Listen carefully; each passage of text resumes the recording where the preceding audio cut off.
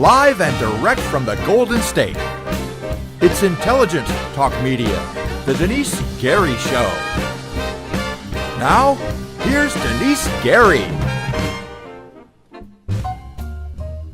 Happy Friday, ladies and gentlemen. Welcome to the weekend. I hope that you have a good weekend.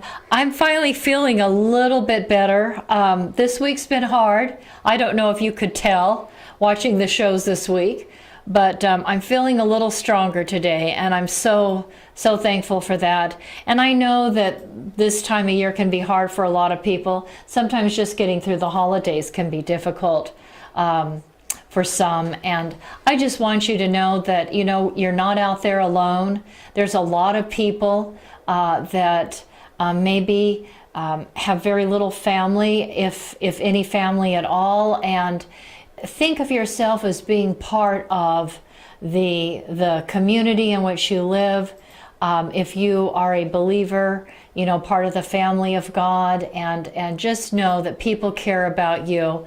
Always feel free to contact me. Robert, would you put up the Denice Gary Show email address? If you have something you'd like to talk about, if you have a concern, if you have an issue that you would like for me to discuss going forward, in January, and the new year will be starting very soon now, in just a couple of weeks. We're going to be in 2019. Please feel free to email me. So anyway, let's get started. There's a lot to talk about today. And there's a special event here at Bakersfield Music Hall of Fame. So we're going to try to finish just at least 5 minutes early, 5 or 10 minutes early, where my producer and I are thinking, so that we're out of everybody's hair. we're out of sight and out of mind. I want to start with this, not in an effort to be accusatory or judgmental, because I don't know all the facts, but here we go. So I shared with you, I believe it was earlier this week, about a Democrat in the California State Assembly. A Democrat in the California State Assembly. His name is Joaquin Arambula. Am I saying that right? Arambula. And he is a Democrat from the Fresno area. He was arrested on Monday on charges of misdemeanor child cruelty, and the Republicans there in the California State Legislature are calling for his resignation. Again, I don't know exactly what happened. I know that people can easily accuse someone of child cruelty, and I get that.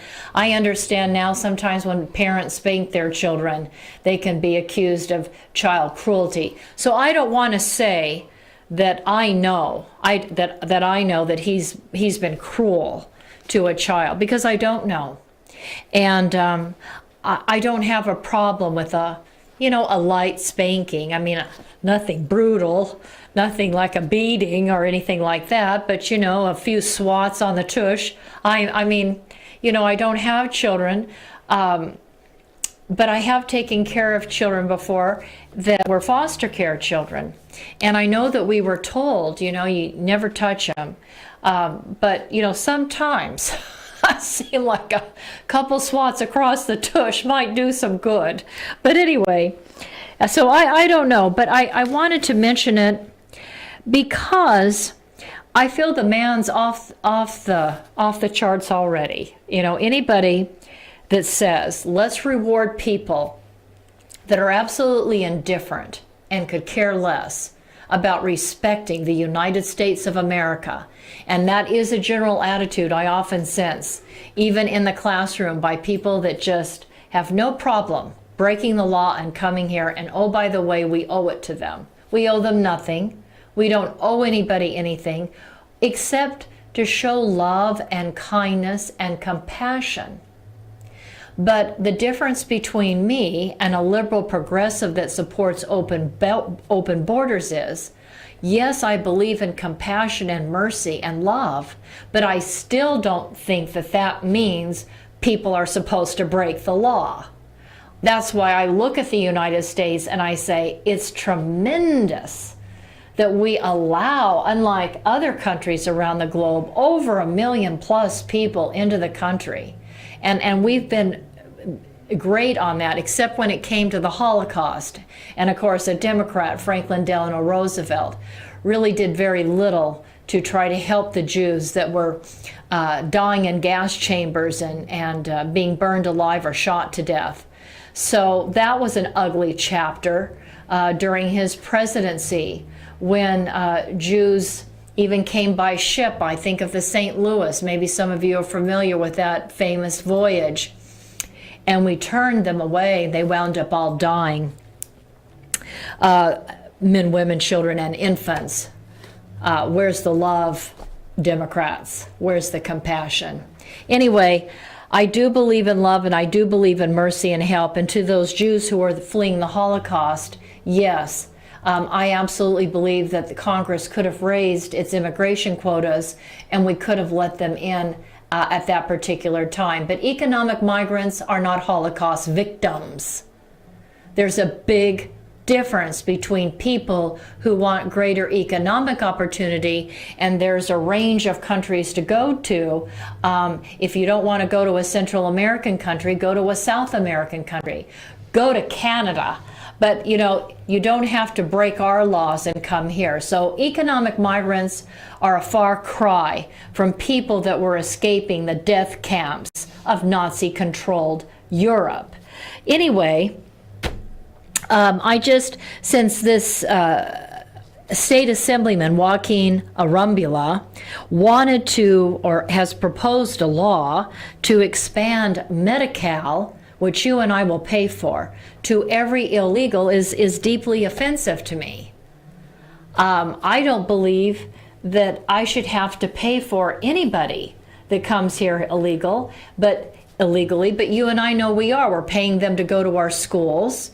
We're paying their welfare costs. We're paying their food stamps cost.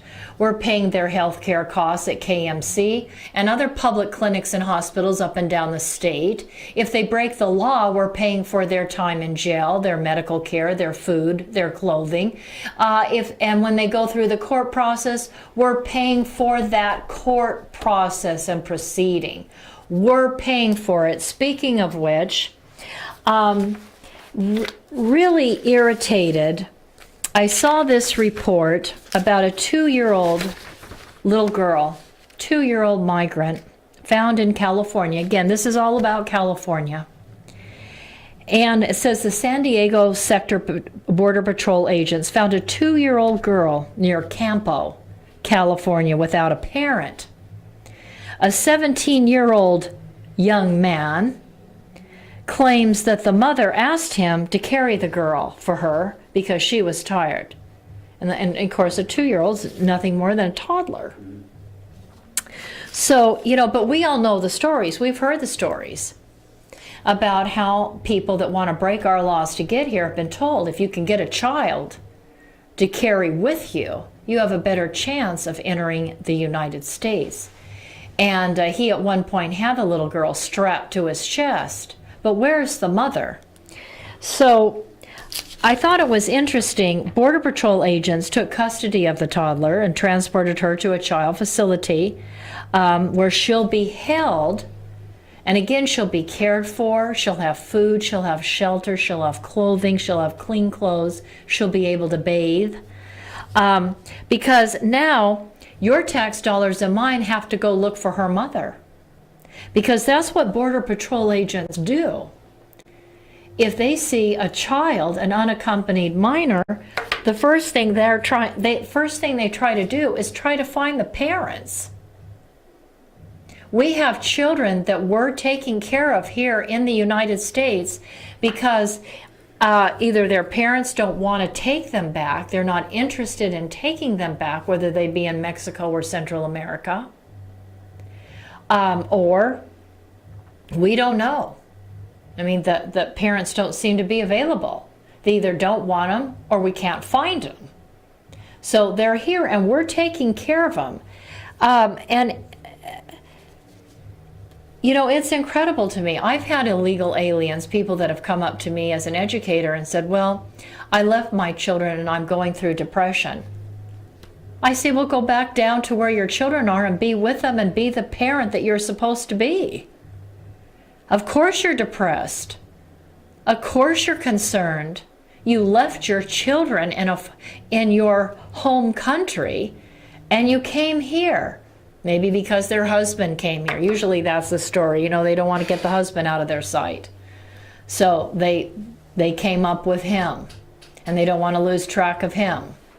So, they've abandoned their children. It's just incredibly terrible. But, talking about the Border Patrol, ICE agents, they're looking for the mother of this little 2-year-old, and that's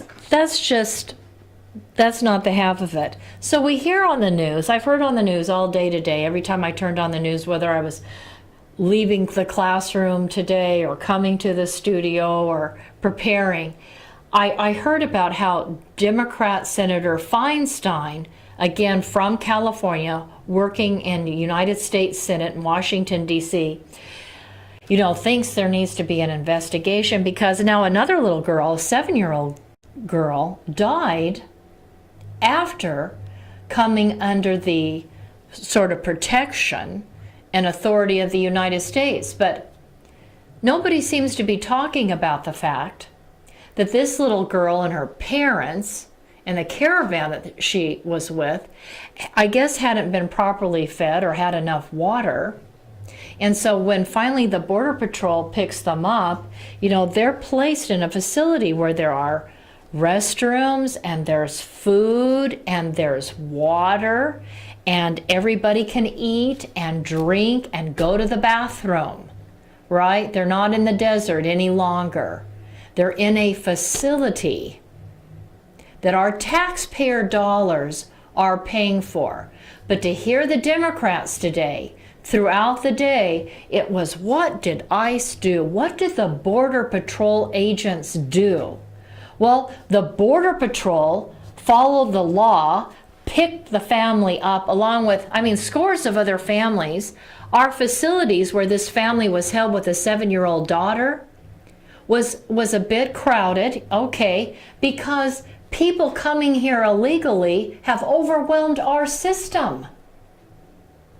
So that's our fault that people coming up here from a variety of countries have overwhelmed our system.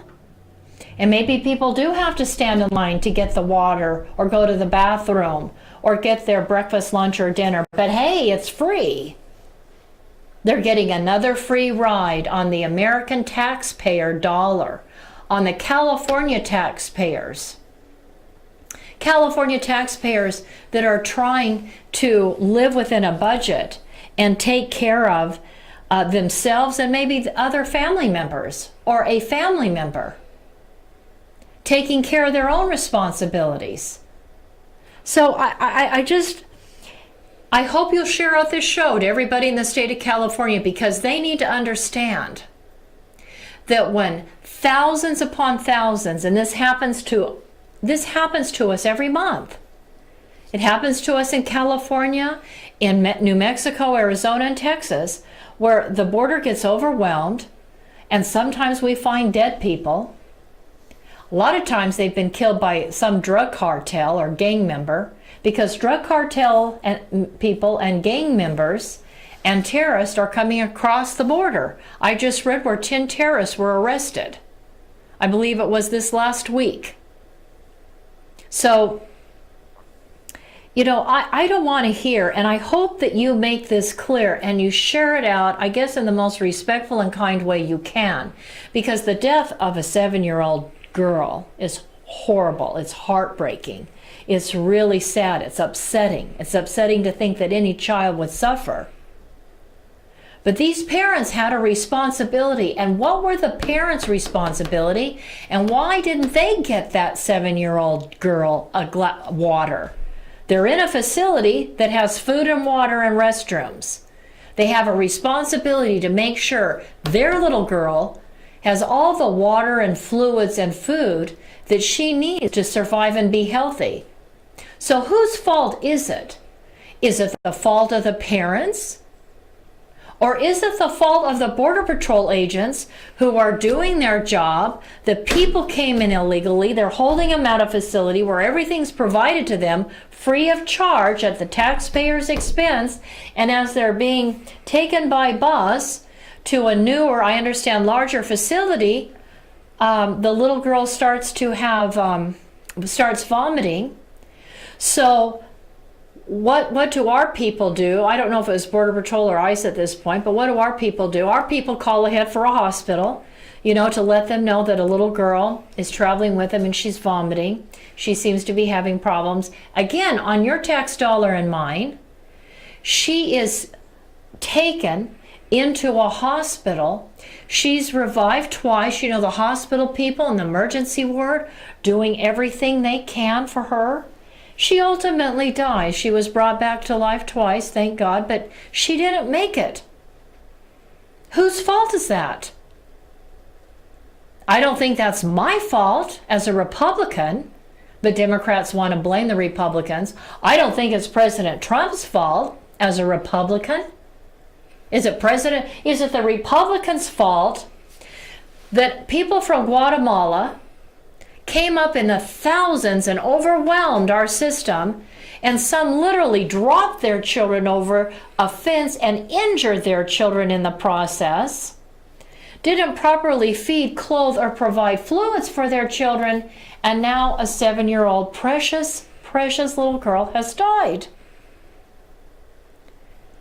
And the Democrats want to blame Republicans and the president for enforcing the laws which he is responsible for doing as the chief executive of the United States of America, according to Article 2 of the Constitution. Yes, Robert, you wanted to say something. I just wanted to make a point because there is a huge possibility this girl was probably sick before she even got here. She may have had the flu. Right, she could have gotten sick. Anything. There needs to be an autopsy, and I understand that there is going to be an autopsy. Right. I mean, her parents have her out there in a dangerous situation. A lot of people, I understand, got sick.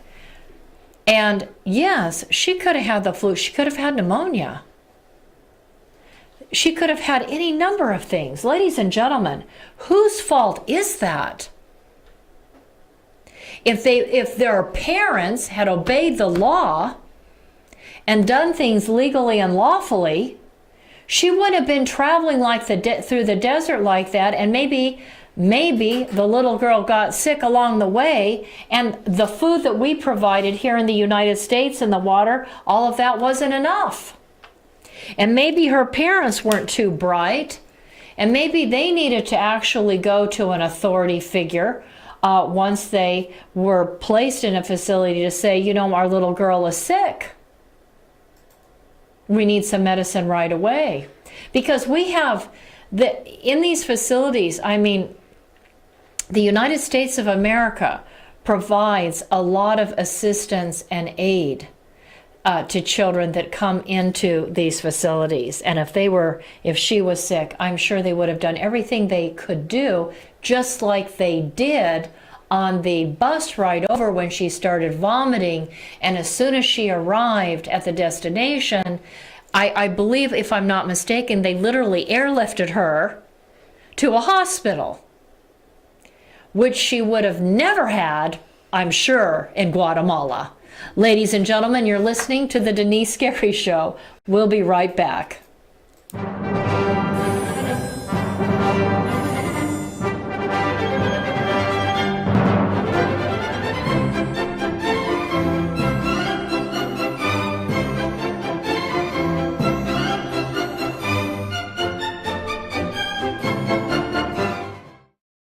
I want to tell you about a place I love to go, Frugatti's Italian Restaurant. Very few locations here provide seating outside in front of a fabulous water fountain with an atmosphere that is reminiscent to me of eating outdoors in Venice. This is real Italian food by real Italians. And what makes it even more so is owner Ralph Frugoletti, who nearly a quarter century ago brought a wood fire oven from Milan, Italy to make, like his mother, fresh homemade bread and pizzas. Moreover, Frugatti's Vineyards restaurant offers you not only the very best in Southern Italian cooking, even importing the finest ingredients for authentic Italian food, including a fitness menu. After all, Ralph has represented the United States and Italy, competing in the Master Championship Games. He knows all the right food for good fitness, so check out the menu. After today's broadcast, run over to Frugatti's Italian Restaurant and Catering at 600 Coffee Road here in Bakersfield. And after a Friday, Saturday, or Sunday service, stop into Frugatti's for a great lunch. I'll see you there, and tell Mr. Ralph Frugaletti that Denice sent you. Salute! Bon appetito! Ladies and gentlemen, when it comes to legal matters, contact Barb Reynolds. She is a contract paralegal to lawyers, and she will take good care of you. Moreover, she is a Kern County legal document assistant to pro per litigants. She has 47 years of paralegal experience, and for over 30 years has been an educator in the field of law and paralegal work. If you need help handling your adoption, bankruptcy, civil suit, divorce, debt consolidation, evictions, immigration, or attorney referrals, contact Barb Reynolds if you want to win your case. Call Tehachapi Court Services today at 661-822-1994. Barb is simply the best. Call Tehachapi Court Services today at 661-822-1994.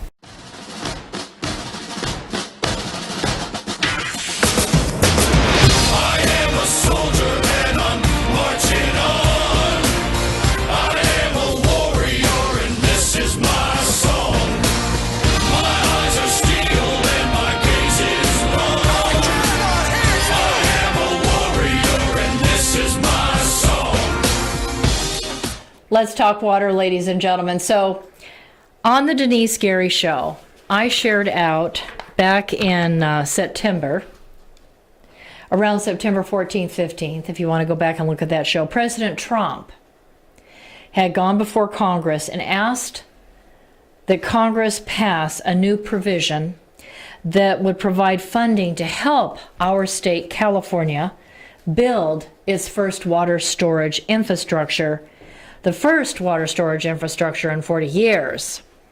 And the House approved several versions to help our state. And so anyway, I believe that the Senate came on board and passed it as well. So it looks like there is going to be a new water storage facility built thanks to President Donald J. Trump. Well, today, I just found out that Harvard University, now you're not going to believe this. Harvard University is buying up vineyards in California's wine country. Now, why is that? Why is that? Well, I'll have to get Harvard on the phone and ask them, because Fortune magazine, right? Oh, by the way, Tom Perez from the DNC, who said, Republicans, all we listen to is people in the pulpit on Sunday and Fox News and read the NRA magazine. Well, Fortune magazine, I have Fortune magazine, I have Associated Press, I have Reuters, I've got the New York Times, the Wall Street Journal, Washington Free Beacon. You name it, I've got all kinds of sources here on the table today. But anyway, Harvard, in a report from Fortune magazine, Harvard University is buying up vineyards here in California. By 2015, 3 years ago, the university had already bought 10,000 acres in Santa Barbara and San Luis for approximately $60 million, which is a drop in the bucket for Harvard, which has a $39 billion endowment. Why is Harvard in California? Why is Harvard University in Boston, Massachusetts, buying up California's wine country? So, I read on, and, it says that, well, it just talks about how California in the 1950s was the fourth most productive oil region, that it used to be all about the oil boom, and how New Cuyama was a populated city of just over 500 residents. I guess that's something that's supposed to be important, but now everybody uses it for agricultural use. And so then the article goes on and says that Harvard sees the land's water resource is something that can be sold. So let's see. Harvard has bought up 10,000 acres in Santa Barbara and San Luis. And Harvard now looks at this as an investment and sees, according to Fortune magazine, sees the land's water resource as something that can be sold to neighboring farms, because after the oil boom came and went, it's now being used for agricultural use, i.e. the wine country. And I guess what's concerning the farm community is that Harvard, the university, will exploit this resource and take advantage of these local farmers and gouge them with higher prices. I wanted to share this out because I don't know how well spread this information is. So I just felt it was a responsibility to share it out, because I'm thinking, why are people selling Harvard University acres and acres and acres of land so that they could then possibly resell it to farmers at, gosh golly gee, I mean, maybe some like super high price? That's very concerning.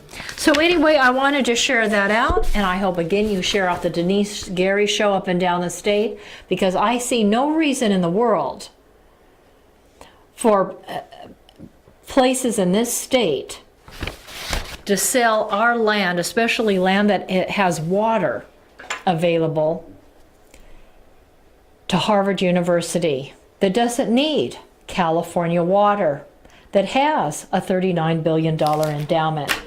Okay, couple more things on California. California's background check law has had no impact on gun deaths. You say, where did you hear that? John Hopkins. So John Hopkins, Bloomberg School of Public Health, and the University of California at Davis's Violence Prevention Research Program. I didn't know, I think when I think California Davis, I think all about agriculture. But California at Davis has a violence prevention research program, as does Johns Hopkins University. And it says that California gun laws are an absolute failure. So just wanted to share that out to you Democrats that may be listening to the show, and all you liberal progressives and socialists that think that by taking guns away from citizens of the United States of America is going to somehow cut down on gun crime, or the number of gun deaths, according to Johns Hopkins University. That's not happening. Yes, Mr. Producer. I just read today that the people of Venezuela are now regretting giving up their guns to the government. I bet they are. I bet those people that are starving to death in the streets of Venezuela, yep, I bet they wish they hadn't given their guns over to the government.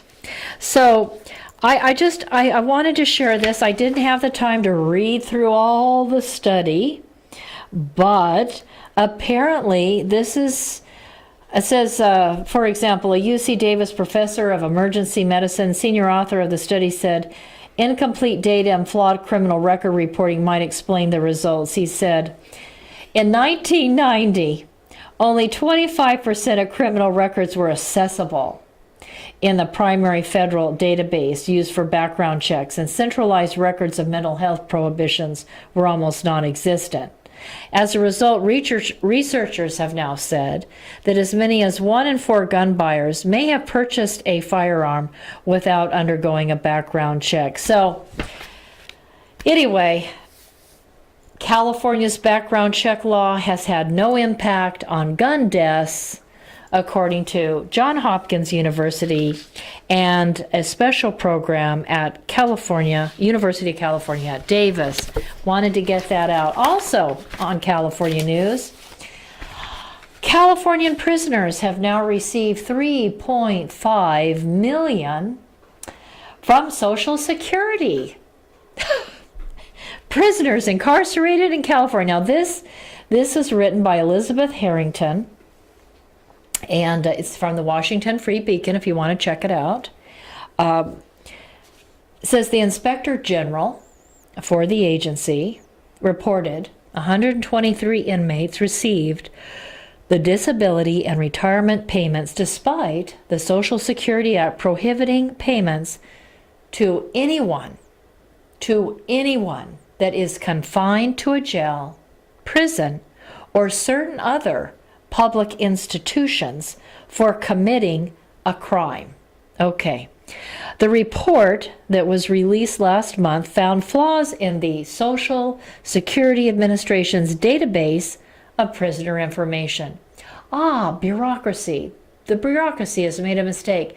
Is that like the motor voter law that was signed into law by Governor Jerry Brown, and the Democrats passed it into law, and so now we have all these illegals voting in elections because, hey, the bureaucracy has failed the good citizens of the people of California, and the motor voter law, actually, anybody that went down there to get their license, and I don't know why we ever decided to give licenses to illegals, but they did, the Democrats did, and then upon giving them the license, they got the right to vote. Because after all, those bureaucrats down there at the DMV aren't going to ask people, are you a legal citizen? And even if they did, they probably had papers that said they were. Because people can buy another person's identity very easily. There's lots of talk about it in that community, about how easily you can get false papers, a false identity card. People do it every day. So in the report, Social Security Administration's database shows that 69% of prisoners' personal information matched the Social Security Act record. So we have identified now 123 inmates who have received $3.5 million in improper payments that are incarcerated in the California Department of Corrections and Rehabilitation facilities. We've got to get the Democrats out of office. There just seems to be fraud and corruption everywhere. We really need to clean house. Because I have heard reports about people that work at KMC, that work at these free clinics and federal clinics, probably that work at the Social Security Administration. I hear reports about these bureaucrats that look to commit fraud because they believe that an illegal or a prisoner or whoever they think should get some money off the backs of hardworking Californians. They just ought to get it. And so, hey, let's give it to them. Ladies and gentlemen, when we come back from break, I want you to hear about the women's movement that's gearing up, and I want you to know about their ties to Nation of Islam leader Louis Farrakhan. I want you to hear a little bit more about what's going on the foreign scene because it certainly is impacting us here at home in the United States and California. We'll be right back.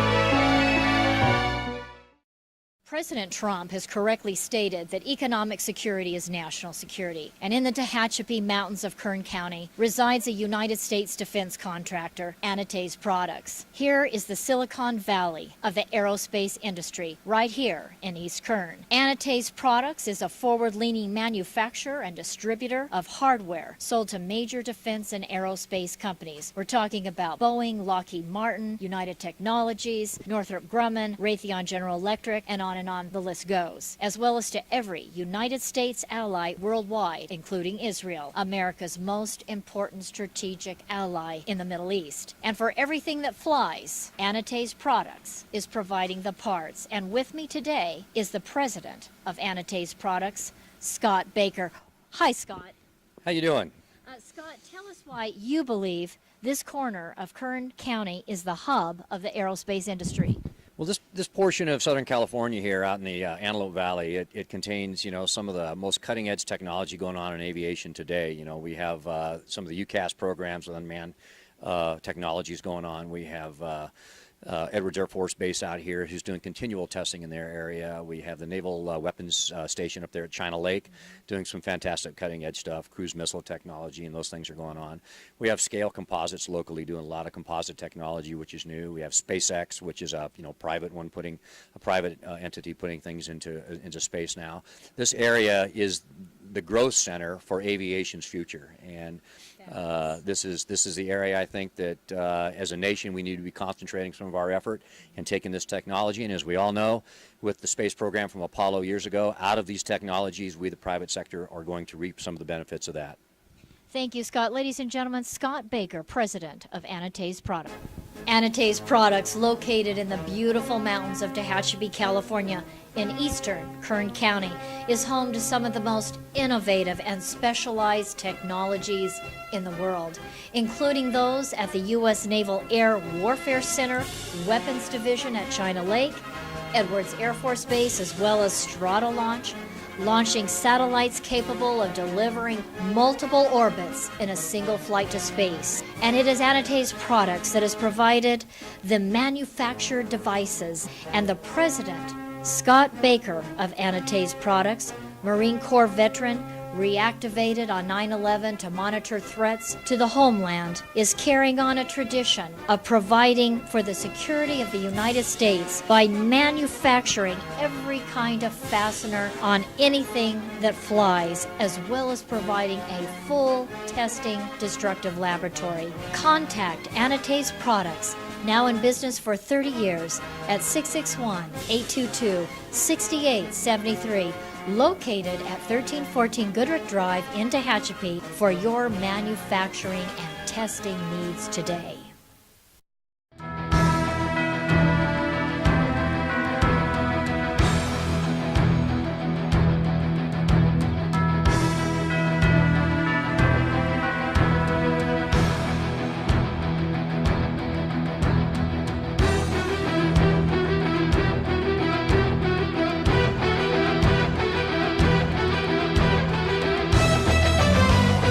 So, ladies and gentlemen, you just heard Scott Baker, the president of Anatase Products. All of you DoD contractors out there, you've got to hire Anatase Products. Boeing. Boeing. Raytheon. Northrop Grumman. Northrop Grumman. I need to have a list in front of me every time I hear that commercial, so when I come back and I want to comment, I can comment. Anyway, Scott Baker, the president of Anatase Products. I thought of him again, as I think of him every day, and his commercial, and wanting to see the DoD contractors, these businesses that build anything that flies or moves in the ocean or under the ocean, tanks, etc. I think of Anatase Products because they build the parts, the pieces that go in these things. And Virgin Galactic launches. Do you have that photo image up? So apparently Thursday, the spacecraft was launched in a test mission that became the first commercial U.S. flight beyond the atmosphere since 2011. And I wanted to understand what that means. So the 50-mile mark is high enough to earn astronaut wings from the Air Force and the Federal Aviation Administration, because anything that is 62 miles from Earth is defined as space. Oh, really? I didn't know that. So according to this is from The Guardian, theguardian.com, not my NRA magazine, not from the Sunday Pulpit DNC chair, Tom Perez. No, this is from The Guardian, another source. The 50-mile mark, it says, well, let me read this. Virgin, it's called, this launch, the spacecraft is called Virgin Galactic. And I guess it's called Virgin Galactic because it is the first commercial U.S. flight beyond the atmosphere since 2011. It says, according to Virgin, Spaceship Two is hauled to an altitude of about 45,000 feet by the White Knight 2 carrier airplane and then released.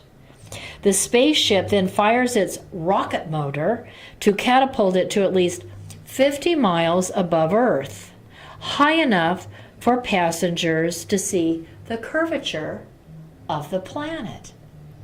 So the passengers inside looked out the window, that would just really scare me to death, and saw the curvature of planet Earth.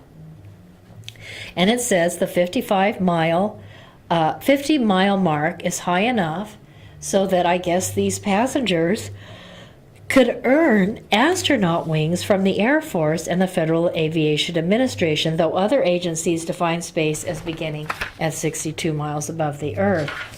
Apparently, more than 600 people have paid or put down deposits to fly aboard Virgin's suborbital flights, including the actor Leonardo DiCaprio and pop star Justin Bieber.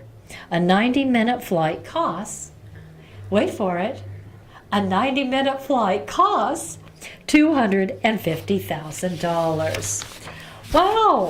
Well, a little bit out of my price range at this point. Where do you want to go?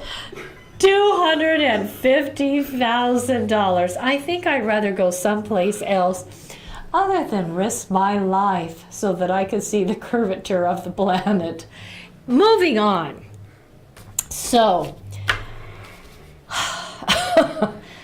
the Women's March. Let's talk about the Women's March, because the Democrats and the liberal progressives, the leftists, the socialists are really excited about the Women's March. But the Women's March has a leader. And the leader is a Muslim woman called Linda Sarsour that has called for jihad, a holy war against President Trump and Republican people. And she's called for a jihad against Israel. She wants a holy war. She'd like to see Israel destroyed. She'd like to see the Republican Party destroyed. And they're tied to Louis Farrakhan, the leader of the Nation of Islam, who has referred to the Jewish people using many, many ugly and vicious words, the latest of which I believe was termites. So, I wanted to share this. It says an investigation. This was by Tablet Magazine. I've never heard of Tablet Magazine until I read this article. Tablet Magazine is doing an investigation and apparently has alleged, and they don't need to allege it because Tablet Magazine, I've seen this in numerous locations. I've listened to Linda Sarsour speak. I've heard her speeches. I've heard her speak at the last Women's March. This is an anti-Semitic Jew hater who hates white people, and I think she hates Jews and Christians. Anyway, but Tablet Magazine alleges that two core members of the group who occupy leadership positions, and he talks about Carmen Perez. I wonder if she's a relative of Tom Perez, the DNC chair, and Tamika Mallory. And Tamika Mallory and Linda Sarsour are like this.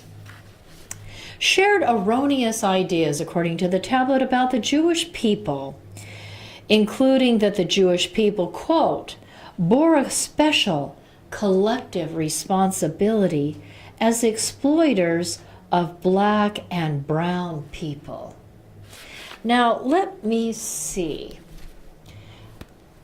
When I think back about the writings of Martin Luther King Jr., a Republican, by the way, he said he would never become a member of the slave party.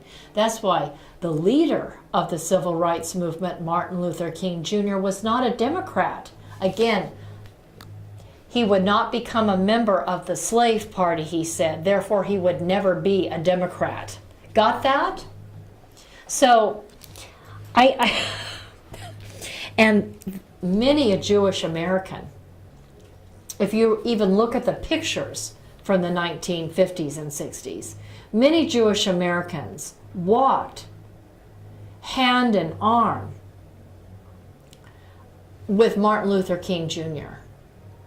and Martin Luther King activists, the civil rights movement. They walked together in marches. They stood together.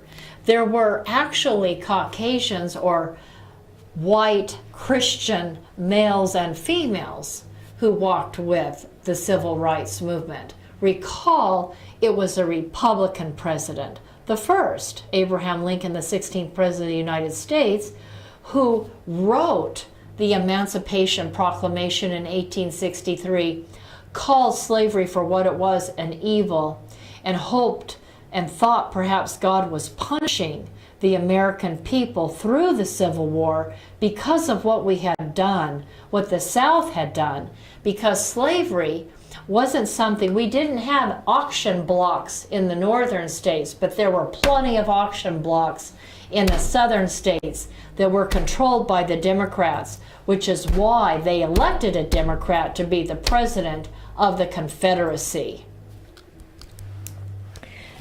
It's unbelievable to me that Muslims like Linda Sarsour and her friends, Carmen Perez, Hispanic, and Tamika, I'm not sure what Tamika Mallory's background is, would say that somehow the Jewish people bore a collective responsibility as exploiters of black and brown people. Not so.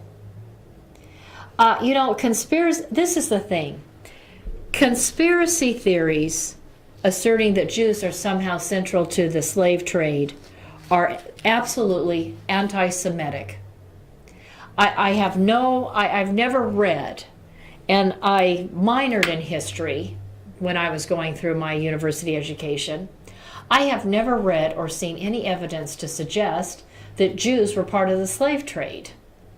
Actually, if you want to be factual, and I hope this gets to Michelle and Barack Obama, it was black tribesmen from the continent of Africa who rounded up other blacks that they had fought against and who had enslaved. There's black on black slavery, right? So blacks that had fought battles with other black tribes and had these people as slaves, whole families and their children, sold them to these big plantation owners in the South. We didn't have big plantation owners in the North. The North was industrialized. And we weren't using slave labor. So anyway, I think about what really irritates me and concerns me is the fact that there are Islamists in the United States who support jihad, that in effect encourage anarchy in the United States, like the Ferguson riots and other riots we've had across the country.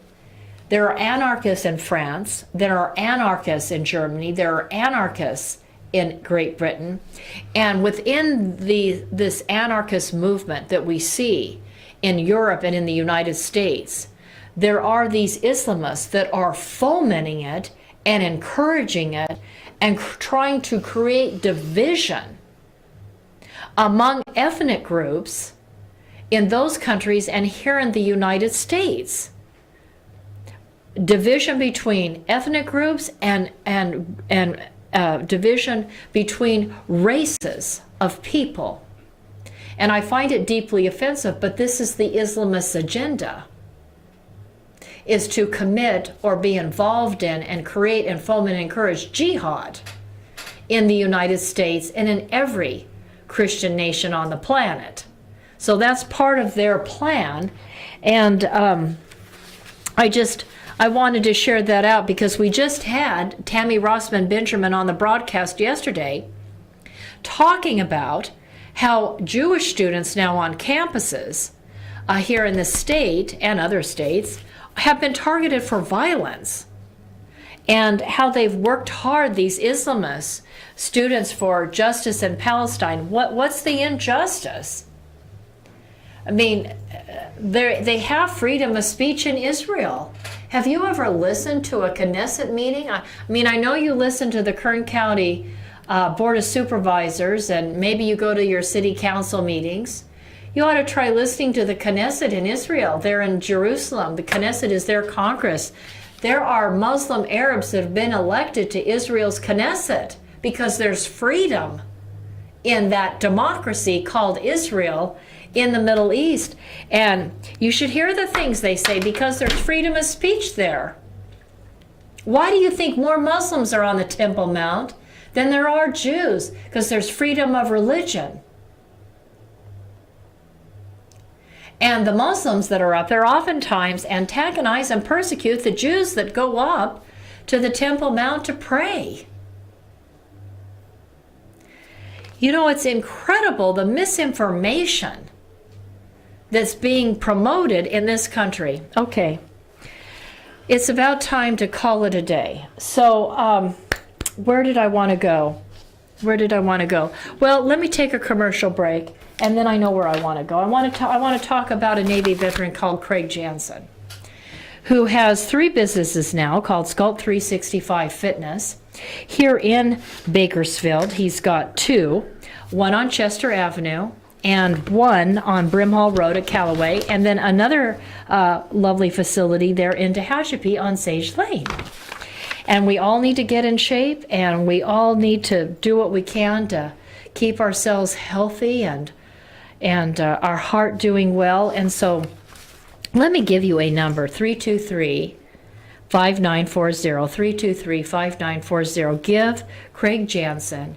First of all, when you call, say, I want to speak to Craig Jansen, if he's available, and thank him for his service as someone that served in the United States Navy. We had him and Scott Baker on, the president of Anate's Products, on for Veterans Day. Boy, did they have some stories to tell.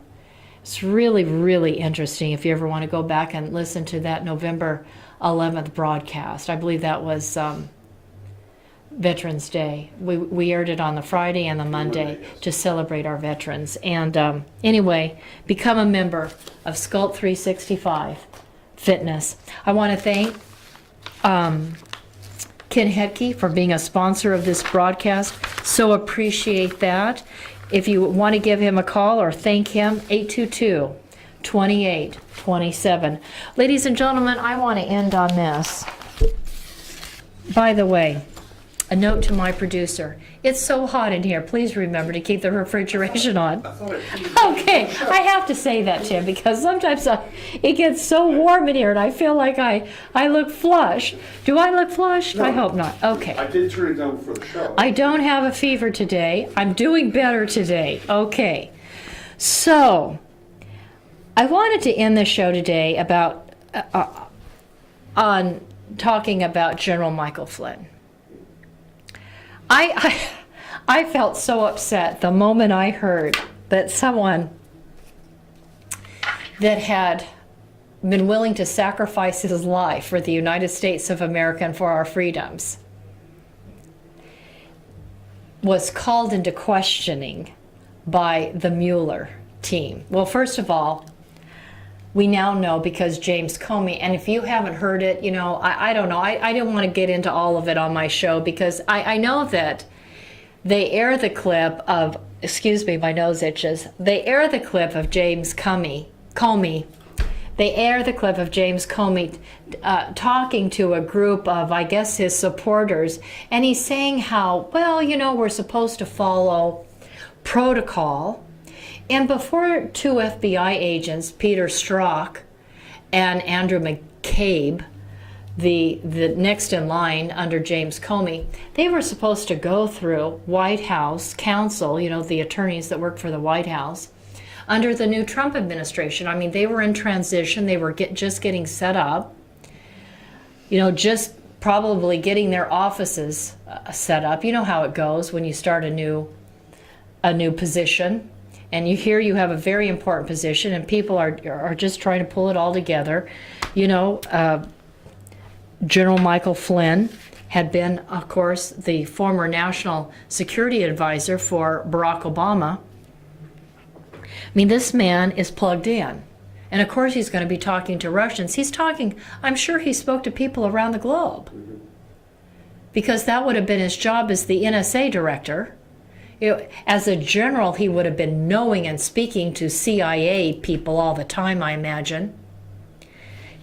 The military has its own intelligence agencies. I mean, the Navy has theirs, the Army has theirs, the Marine Corps has theirs. They all have their, if you didn't know it, they all have their intelligence agencies working for every branch of the service. So anyway, the fact that James Comey, which I saw that clip last night on the news, was saying to this group of people, well, I just decided to send a couple of my people in there to question him. Never telling him, making it clear to him, I'm sure, that whatever he said would be used against him.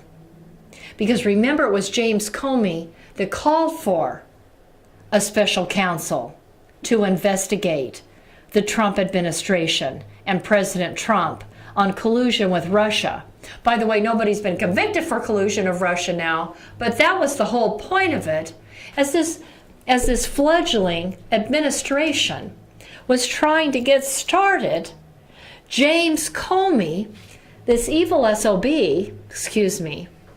was working behind the scenes to start questioning a man who had spent his lifetime working on behalf of the United States of America. It just undoes me to think about the fact that James Comey is walking around free. I think he should be arrested for obstruction of justice. I wish I had my DOJ email address with me, but I don't think I do, and I don't have time to search. Well, I do. I'm sure it's in my calendar book. But anyway, we need to tweet the DOJ. I think it's just at DOJ. It's at the Justice Dep, DEPT. That's the Twitter. Oh, at the Just DEP. DEPT. Yeah, DEPT. Well, people can find it. If they start you can find it. Anyway, let's get Comey arrested.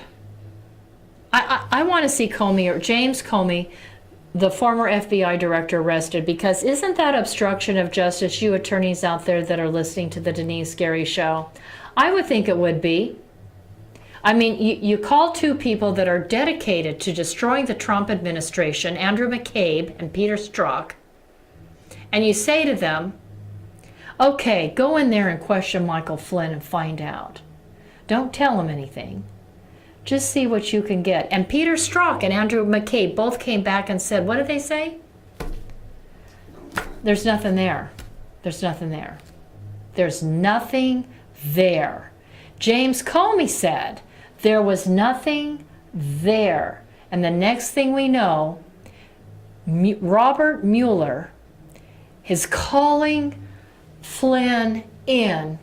I don't know. It must have been like every month, because he's been interviewed 24 times, I understand.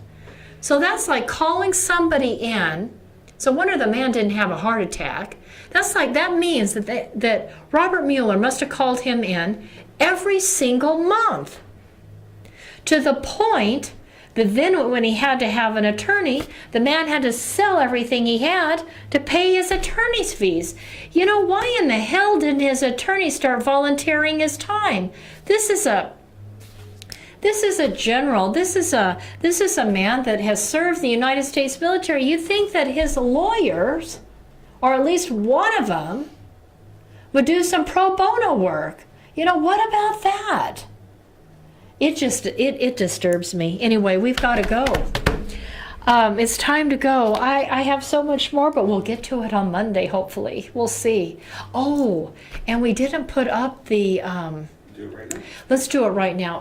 I want you to help these orphans in Pakistan, because Christians are so persecuted and tortured, and it's just so difficult for Christians in Pakistan. Are you putting up the clip where it shows? So are you showing the city where Noble Prince is from? Yes, you I are? am. Okay. So look at this. Look at this. This was a YouTube video I found of the city. I mean, people are on bicycles. donkeys are pulling, is it showing the donkeys? Yeah, Okay. I just saw a couple of them. Okay, so donkeys are pulling carts, and there's some cars and motorcycles and scooters. Okay, this is where Noble Prince lives. Okay, this is where Muslim neighbors can get themselves worked up into a rage, where they'll go knock on somebody's door and drag them out and kill them because somebody has accused them as a Christian of saying something negative about Muhammad, the prophet of Islam. Okay, so I wanted you to see that clip so you get a feel. This is his neighborhood. This is where these orphans are. What happened to their families? If you remember that interview that we did on Wednesday, he didn't even want to talk about Christians leaving Pakistan or where Asia Bibi might be or where her family might be, because he doesn't want to become a target of Muslims in his city, in his community. So, do you have the bank the bank and the Western Union information right now, up? yes. It's up right now. Yeah, the Western Union. Western Union, okay. And what about the bank address? No, I don't have the bank, just the Western Union. Okay. Does the Western Union have a street address? There's a street in the city, right? So if Yes. people wanted to just Yes. remember he said he needed English books. I mean, they need money to pay teachers' salaries, to buy food and all that. But I'm sure we could package up food, clothing, English books. He said they needed English books, notebooks, pencils, pens, erasers. You know what children need going to school so they can have half a chance in that country and maybe learn enough English to escape out and be able to make it somewhere. Anyway, let's help this school. This is a school. He's the principal, and he's trying to help these children. It's just heartbreaking. It reminds me of Romania. When I was in Romania, that was the same kind of thing. I mean, Romania is the poorest East European country today, and it's an Orthodox Christian country. But it was controlled. It was controlled by communists. Then the Nazis took control. Then the communists took control, and a lot of corruption there in Romania. But that scene of the donkeys and horse-pulled carts and wagons. That's what you see in Romania, especially in the warehouse, so-called orphanage hospital and another one that I went to in Bucharest, and another place, Denice. Denice, you probably never heard of it, Denice in Romania. Anyway, very sad what children go through, and we just want to help. I just put the bank information. Okay, thank you so much. So the bank information is up, and I hope all of you will write down the information and do a little something. Do a little something, please. If you have the ability to send a box of notebooks, great. If you have the ability to send a box of English books, great. They're all ages. They have the littlest ones through high school. It's a very poor, impoverished school. I'm sure anything would be appreciated. And I would appreciate it. God would appreciate it. Ladies and gentlemen, I hope that you have a wonderful weekend, a wonderful evening, and I will be back with you, hopefully healthier and more tuned in. We'll see you on Monday. Thank you, ladies and gentlemen. Be blessed.